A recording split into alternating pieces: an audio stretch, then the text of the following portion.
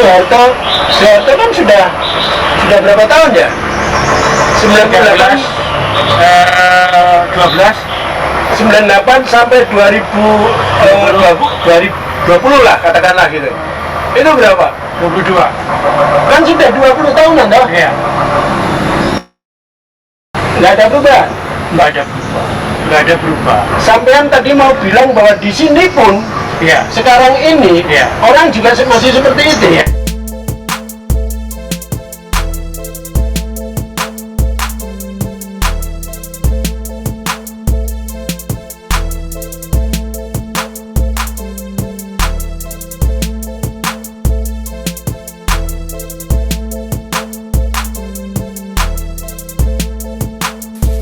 Pada bagian kedua ini masih di kebun Tandur Ngelanggaran yang oleh pemiliknya, Butet Kartarjasa, dipercayakan pada Eko Winardi untuk mengolahnya. Pendekar jalan tanah kita itu mengatakan sistem pertanian kita, kebijakan pangan kita tidak berubah dari sejak Orde Baru hingga kini 20 tahun kemudian dari longsornya Soeharto. Sejak awal kekuasaan Orde Baru, Soeharto menggenjot produktivitas pertanian dengan berbagai program intensifikasi. Dengan sistem pertanian anorganik, memproduksi berbagai macam pupuk buatan.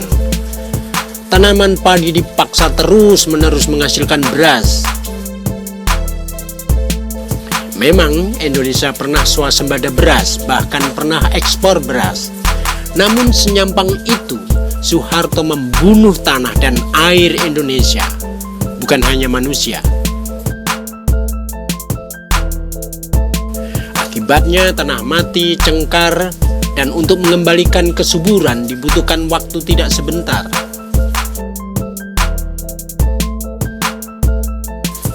Program intensifikasi itu bagaimana memberdayakan tanaman dengan pupuk buatan yang Hanya memberi makan pada tanaman, tapi tidak memberi makan pada tanah. Betul.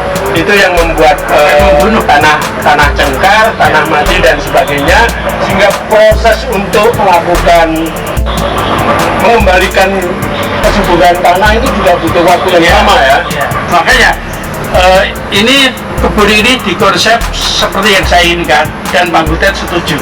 Oke. Ya toh? Jadi lahan ini satu menjadi percontohan nanam apa jajal apa nanti aku nek kelangan duit nek jajal itu ya apa sampean bisa melu makanya nek pun sukses jangan melu contohnya lan singkong ini gitu lah. Nah itu Oke, saya udah ikut situ kan anak Menteri Pertanian. Menteri Pertanian melanggengkan bakulan itu mana bakulan itu ya? intensifikasi tadi bakul pupuk, bakul bibit, bakul apa gitu. Menteri Pertanian itu hanya melanggengkan yang kaki gitu-gitu nih. Ini Mas Eko Winardi. Ini di lahan milik Butet Kartarjasa. Kita tahu siapa dia. Terus kemudian dilimpahkan ke Anda atau bagaimana nih? Nah, saya suruh ngejain, suruh bikin apa yang kamu inginkan. Nih ya tetap disangoni ya. Ben bisa Benisok ini rumah beliau itu di ujung kulon, ujung kulon Jogja ya, gitu. Sementara ini di ujung timur gitu. Jadi kita bisa berapa menit Mas? setengah jam lebih. Setengah jam berarti beliau ngebut. Tapi kalau lapor dia bisa kemana warung gitu, terus kemudian diposting gitu dia sedang apa itu makan apa gitu. Anda mau pakai ini sebagai eksperimen? Ya, juga di tempat lain. Ketika saya berkebun untuk mengemas, memberi label kegiatan kebun saya itu ben yo ana budaya Jawa tur karo nyuwun nenek moyang gitu ya. Jadi setiap kebun saya ini ada bagian-bagiannya untuk menghambat tadi itu. Yang saya counter itu kan rangsangan produktivitas barang itu yang eksploitasi sebenarnya gitu loh. Nah, maka di lahan ini ada lahan bagian seri Sri itu lahir, tumbuh, tanaman yang saya tanam juga tanaman atau ternak piaraan kelak itu juga yang mendukung Sri. Jadi ada konsep juga untuk peternakan juga di sini. Iya, nanti misalnya ayam, kemudian lebah, tetawon. Kenapa? Karena telur ayam dan madu itu mendukung Sri, pertumbuhan janin, ibu hamil, atau sperma, memperbaiki sperma kayak gitu. Itu Sri bayaran. Terus kemudian nanti ada lahan untuk lungguh. Lungguh itu menjadi dewasa. Jadi misalnya piara kambing, biar bisa nyate, terus sudah bisa menikmati lungguh gitu ya, gitu. lungguh menjadi dewasa. Duduk. Ya. Kemudian dunyo. Nah, di sini ini dunyo ini lebar ini. Ini singkong, jeruk lemon, pisang. Ini bagian dunyo dijual. Pengertian dunyo itu. Ya, ini memproduksi, ada hasilnya yang bisa dijual. Ya. Yang artinya hasil penjualan itu bisa untuk yang lain-lain, tidak hanya untuk pelestarian juga gitu, ya. keberlanjutan begitu untuk hal-hal yang lain-lain. Jadi ada 3 tadi ya, Sri, lungguh, dunyo, loro.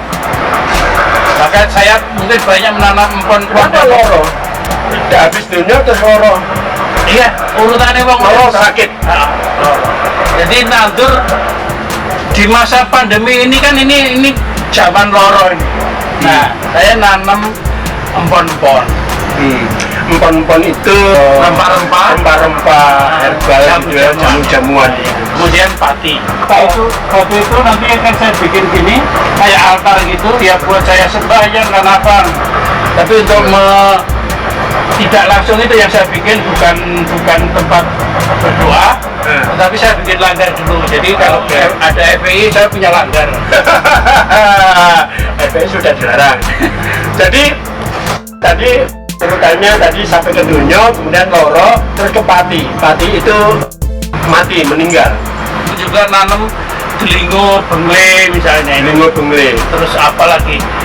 Karena kalau kenapa harus nanam delingo di Jawa itu kalau ada layatan, itu ada namanya singgul itu buah-buahan delingo bengi yang warnanya kuning. Ya, gunanya kalau habis ngasih dana untuk itu langsung ngambil itu ngomongnya gue tolak sawan.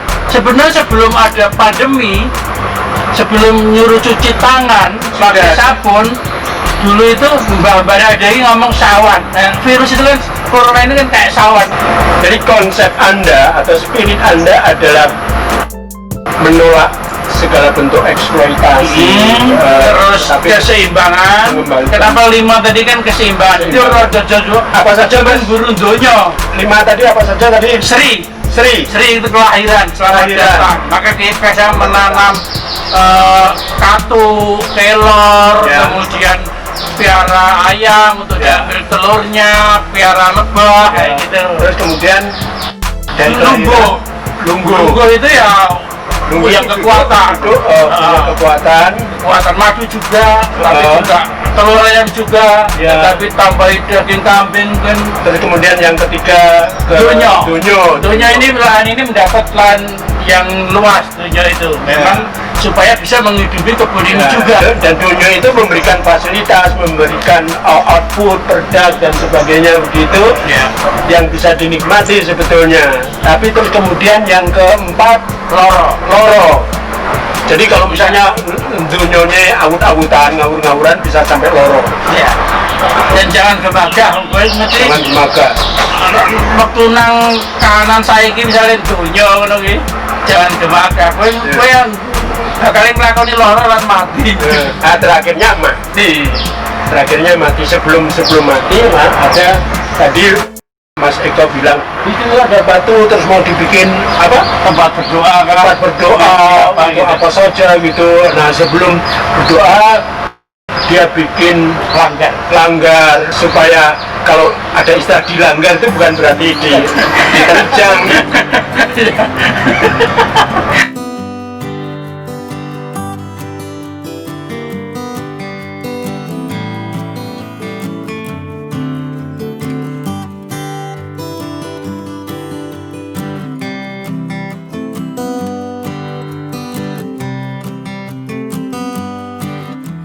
Anda menggarap apa istilahnya? Anda menggarap tanahnya. Saudara-saudara, ini lokasinya itu di kebunnya Butet tadi ya, sudah kita jelaskan. Nah, Anda menggarap sebagai penggarap kebun, tukang kebun. Nah.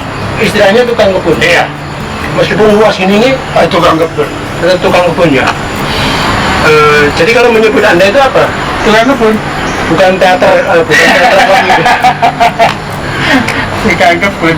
Kebunnya di mana-mana. Iya. Buat Anda bahagia itu eksis ke apa gitu. Iya, karena tiga itu dia. Real nyatane saya seorang bapak dan seorang suami menggolek penghasilan ekonomi. Nah, kebetulan berbagai macam, ada formal, informal, kontrak resmi karo lembaga apa sing menghasilkan ekonomi tadi. Tetapi yang tengah tadi, aktualisasi diri tadi, yang itu dawuh spiritual itu yang Dawuh spiritual. Nah, itu nanti kita nyambung ke itu.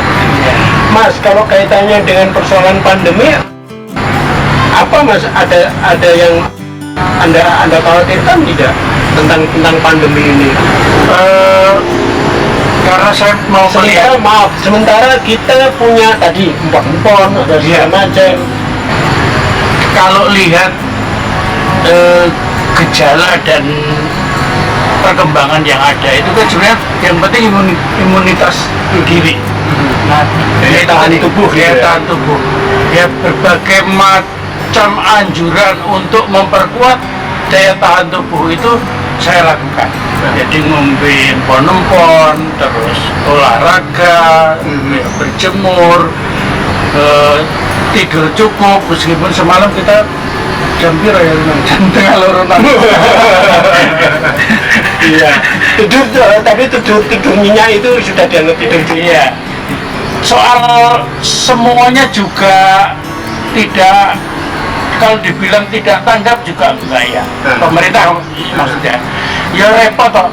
Seperti kita juga, dunia ini repot orang meng pemerintah, bukan hanya rezim Jokowi saja gitu. Tentang secara politik kebijakan yang diambil dari awal, saya kira saya setuju Jokowi. Sebagai presiden, ya rasa sembarangan, misalnya lockdown, apa itu nggak bisa gitu ya. Modelnya ya kayak melipir kayak Jokowi ini, ya dong jelas tenang ya. Jadi, Nah, dalam ketidakjelasan itu itu tadi, makanya apa yang positif baik untuk menjaga imunitas, ya saya pun kemarin di tengah katanya tinggi lagi apa namanya positif itu, saya tes apa namanya tes den ya apa ngerti aku atau anu ya? saya itu event psikologi itu aman Antigen. tes antigen ya, tes antigen saya negatif ya terus karena Terus sampean ke luar kota segala macam itu kan juga iya naik apa kereta? naik bis. Oh, kalau naik bis agak longgar. Kalau bis agak longgar. Kalau kereta pesawat itu relatif ketat. Bis. Jadi kayak misalnya pulang ke Banyuwangi juga menghindari itu. Jadi bagaimana pinter-pinter bersiasat lah. Pinter-pinter bersiasat. Nek sing numpak bis suwiyan mesti rata upload.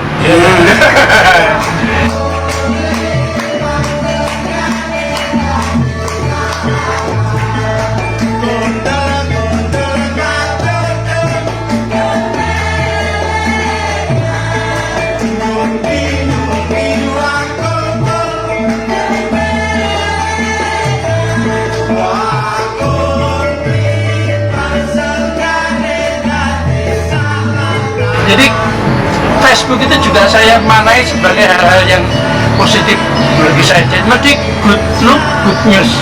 Good news itu mungkin juga masih ada kaitannya dengan jalan pena.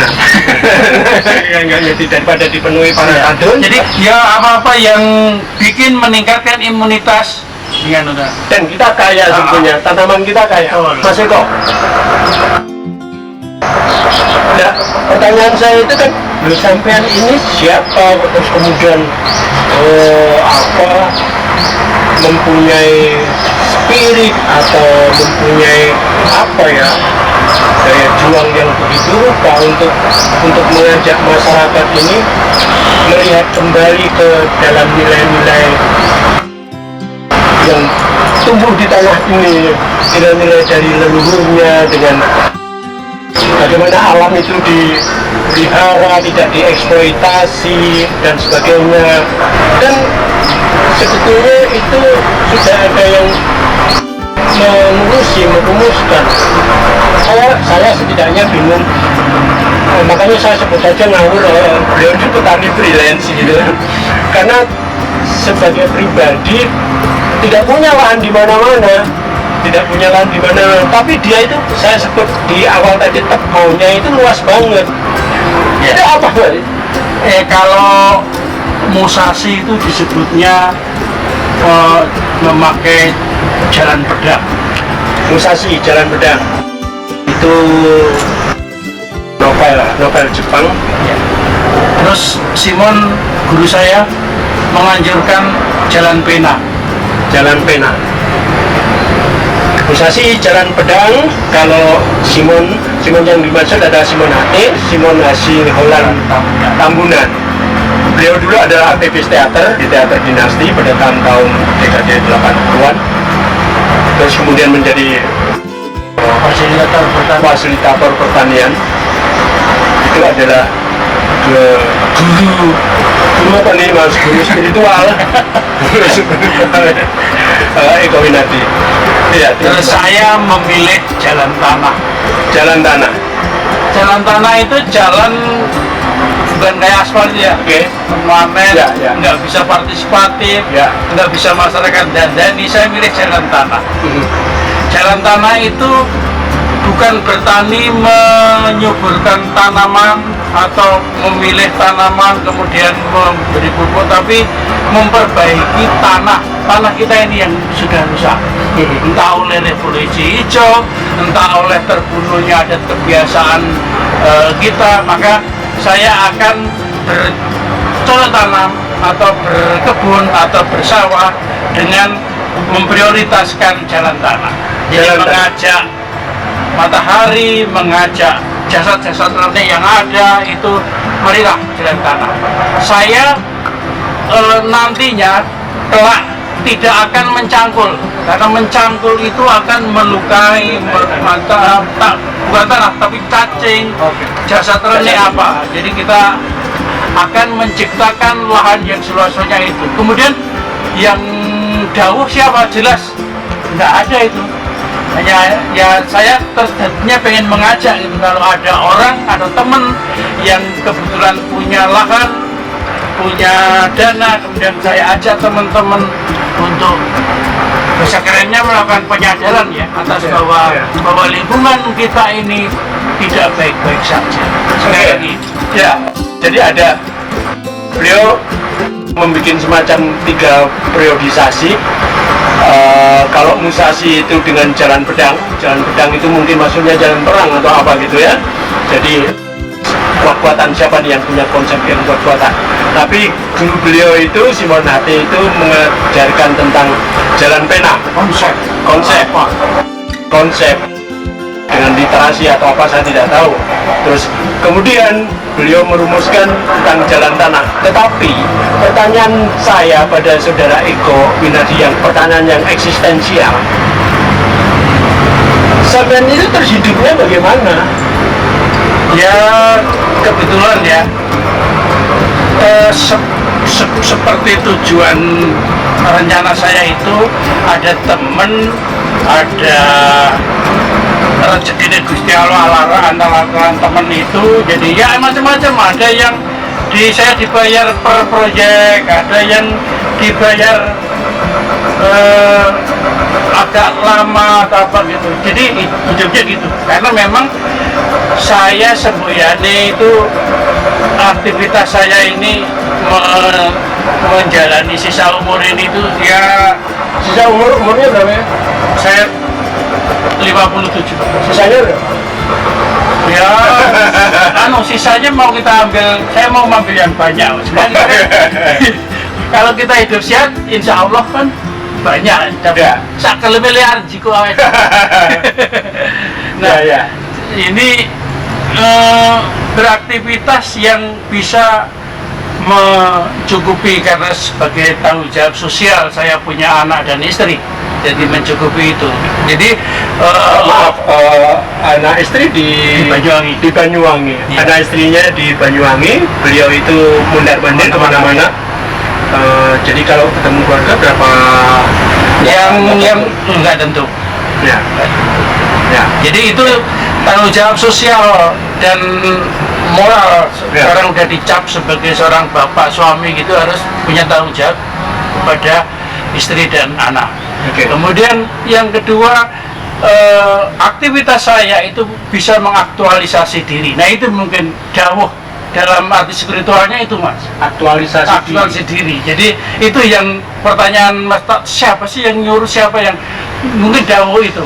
Kalau tadi alasan sosial moral gitu, yang kedua adalah alasan spiritual, yaitu saya ingin mengaktualisasi di dalam setiap kegiatan dan kesempatan. Dan yang ketiga, saya persembahkan untuk Ibu Pertiwi. Ini alasan ideal. Luar biasa persembahannya pada Ibu Pertiwi. Terus kalau masih main teater itu ngapain tuh? Ya, aktualisasi diri. Aktualisasi diri. Jadi sambil absen ya, oh Janata Eka Masih hidup. Artinya dia masih ada. gitu. kayak seniman loh. jadi masih ada lah gitu kan. Beliau itu ya beberapa main di Jakarta, main di Jogja, tentu dengan lakon-lakon yang agak berbeda. Masih tetap saja bau-bau ideologisnya ada.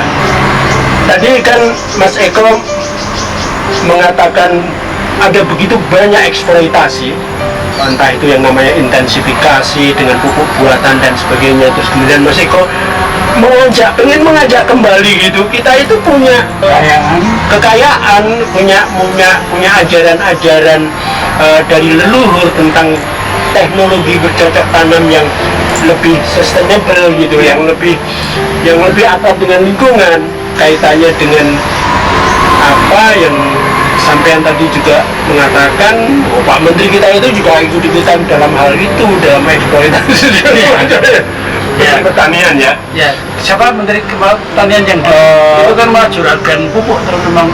Menteri Pertanian zaman dulu siapa ya? Bukan jualan dulu, yang sebelum lapo ini apa? Ya, Ya, itulah. nanti kita catat dan kita tulis di sini ya. Iya, tapi yang jelas gini, ketika pandemi ini kemudian pemerintah dengan gagah menggalakkan tentang ketahanan pangan.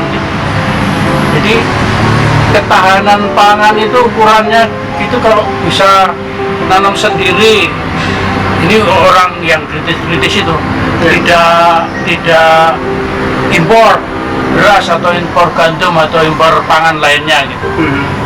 Kalau dari perspektif negara, ketahanan pangan itu nggak gitu.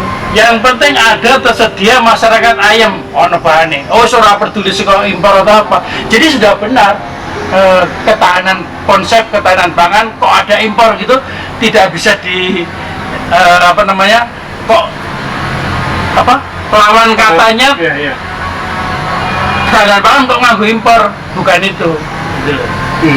Jadi kalau namanya perspektif negara benar. Ya, paling tidak ketahanan itu dalam pengertian menahan. Makanya karena tidak tahan diimpor atau ditahan gitu. Padahal sebetulnya yang Anda maksudkan dengan ketahanan adalah Ya, bagaimana kalau masyarakat dari budaya. Kemudian seperti juga soal kearifan tentang bercocok tanam bertani, itu makanan pokok lokal itu kan banyak dibunuh oleh pemerintah Soeharto sampai ke SBY. Contoh, saya mengalaminya. Jadi kok cuma sampai SBY kok nggak sampai Jokowi? Kan Jokowi nggak ada contohnya. Ilustrasinya itu yang memperkuat, melemahkan ketahanan pangan yang mau jadikan ilustrasi itu SBY gitu. Oke. Ya. Jadi Di Asmat, saya tahun 90-91 ke Asmat. Itu di sana itu orang sudah jarang-jarang makan sagu, tapi udah kecanduan nasi. Bukan, mie instan kemasan instan. itu. Ya, ya. Oke. Jadi kemudian ikan kaleng atau sarden. Ya.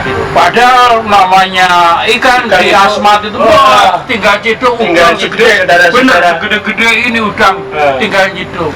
Ya. Ikan kakap darat itu segede-gede gini tinggal ambil. Ya. Itu sampai dekade berikutnya saya di area yang sama di Timika juga begitu. Itu yang goblok saya. Maksudnya kalau ini Alantaran Jayanti gitu loh, membawa Supermi ini. Oh. Jayanti Group, Soeharto jelas, ya toh? Ya. Terus sama tembakau. Kemudian sampai ke Timika, itu juga gitu. Orang sudah, kan ada berita dulu di Irian, Asmat dan Timika itu kelaparan karena kurang beras kan gitu. Ya, ya. Padahal makanan pokok mereka itu surga. Ya. Pohon sagu itu layak tebang, sudah ada patinya itu kalau sudah berumur 8 tahun. Ya toh? Ditebang, dipangkur, diperas, ambil patinya. Kalau dikonsumsi untuk keluarga batik, nuklis family gitu, jadi 5 atau 6 orang gitu, itu habis 2 minggu. Satu pohon dipangkur habis 2 minggu. Mereka nebang, makan sagu itu tidak tanam dan tidak habis-habis sagu itu. Itu yang saya bilang. Kemudian sampai kelaparan hanya karena tidak ada beras. Jadi kebiasaan makanan pokok sagu dibunuh, dijejali beras oleh Soeharto dan dilanjutkan oleh SBY. Ini blueprint strategi pangan gitu. Iya, ditambah lagi yang terakhir. Tadi saya nyebut Jokowi. Ada mau bikin sawah kayak gitu. Di mana? Di Kidul ini, Irian Kidul Merauke dan sebagainya. Di mana? Memang dari semua Irian Merauke pernah tanam padi, alasannya kan itu. Tapi kok tidak dikembalikan makanan pokok sagu aja gitu loh, yang tadinya dimatikan kebiasaan itu oleh Soeharto dan SBY. Memang dalam mematikan ini nggak ikut-ikutan hidup konsumtifnya ini nggak ikutan, maunya hidup produktif kan itu, bikin sawah. Tapi kelirunya itu, kok bikin sawah kok tidak sagu yang tidak tanam. Yang saya omongkan ini tidak tanam ini di Asmat dan Timika ya. Kalau di atas ada budidaya sagu di Wamena atau di Jayapura. Siapa yang menyelenggarakan? Yang Masyarakat. Pastor kayaknya yang mulainya. Tapi yang jelas tidak merubah makanan pokoknya yang di mana lahannya di sana tidak bisa atau tidak layak gitu loh. Bikin sawah itu nggak layak. Jadi saudara-saudara, nasionalisme itu agak berbeda dengan nasiisme gitu. Jadi ada saguisme, ada makanan pokok daerah lokal yang punya banyak kelebihan untuk masyarakat setempat ya. Bukan berarti terus kemudian kalau mau dimajukan itu dinasikan. Iya. Contohnya juga untuk Jokowi nih di NTT saya lama di Saburai Jua. Saburai Jua itu di kalau waktu SD kita dapat Pulau Cawu. Oh ya tahu. Saburai Jua di Pulau Sabu. Pulau Sabu. Nah, itu di sana makanan pokoknya candel sama kacang hijau dan tidak berubah karena alamnya memang cocoknya atau kuatnya nanamnya itu candel sama sabu. Karena nanti yang kenapa saya bilang peringatan tadi kan dibela-belakan tuh bikin bendungan terus nanti terus berubah menjadi meninggalkan atau melupakan tanaman itu jadi nasiisme lagi.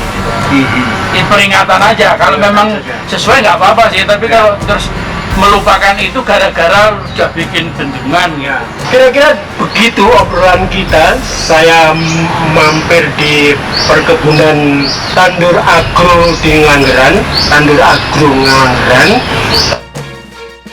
ownernya adalah Butet, dan di sini dibebaskan pada Eko Winardi untuk melakukan eksperimen sebagaimana mimpinya. Yang menarik dari Eko Winardi adalah semangatnya untuk mengajak bersama-sama masyarakat dimanapun untuk lebih arif, lebih bijak untuk menanggapi lingkungan, untuk menggarap tanah, untuk meneliti kembali hidupnya dengan apa yang sebetulnya sudah banyak dimiliki oleh leluhur kita, hanya dalam beberapa hal lupa atau dilupakan atau dibikin lupa dan sebagainya. Ajaran dari Mas Winardi adalah mari kita kembali ke alam, kita kembali ke hukum semesta, kira-kira semacam itu. Terima kasih telah menyaksikan obrolan ini. Matur nuwun Mas Eko Winardi. Matur nuwun, sami-sami.